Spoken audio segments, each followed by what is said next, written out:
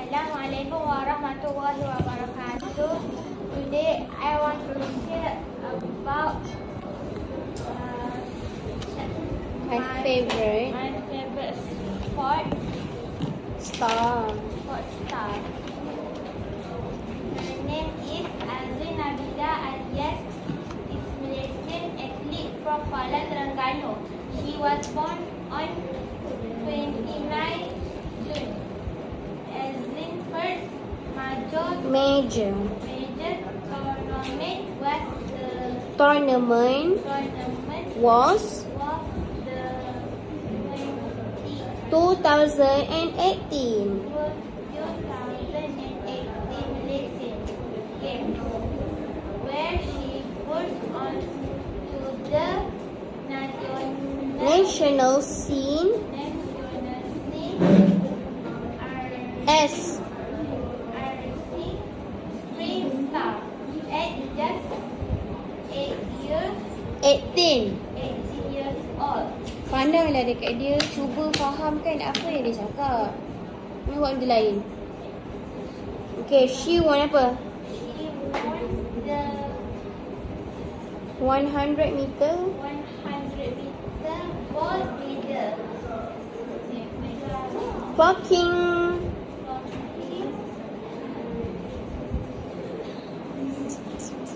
Dia masuk sukan apa sebenarnya? Okay, terus je lah that performance tu. Lari. Which was her personal best at the time. That performance was a turning point in not only earning her national recognition, but also paved the way for her selection to represent Malaysia at international competition, including the Tokyo 22 Olympics.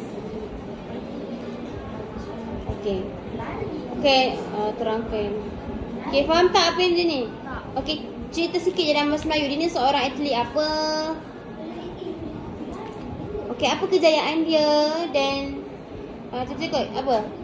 Cerita balik. Azrin Nabila ni dia famous dalam apa? Lari. Okay, lepas tu? Yang ambil poin-poin penting je. Nama panjang dia Azrin Nabila alias. Okay, dia ni atlet negeri mana? Negeri ke negara? Kuala Terengganu. Okay. Dia lahir 29 Jun. Okay, apa dia punya kejayaan yang paling terbaik lah? Apa?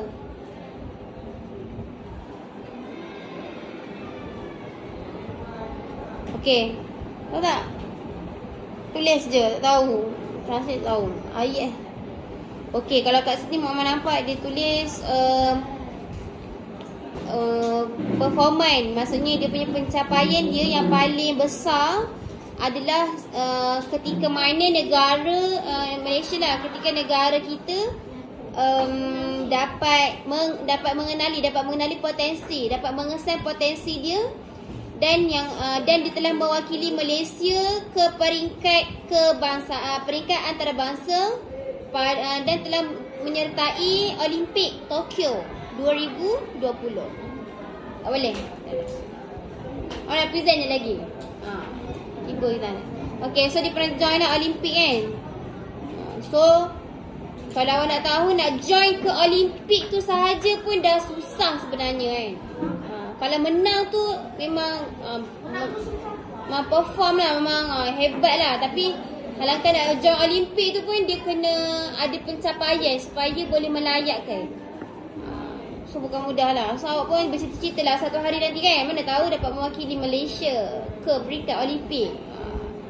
Ni daripada ni sekolah mana dulu? Oh, sekolah Seriti. Oh, bangga Maklimah kan. Amin. Kan, mana tahu kan. Right. Okay, that's all. Thank you, Ainul, for your presentation. Okay.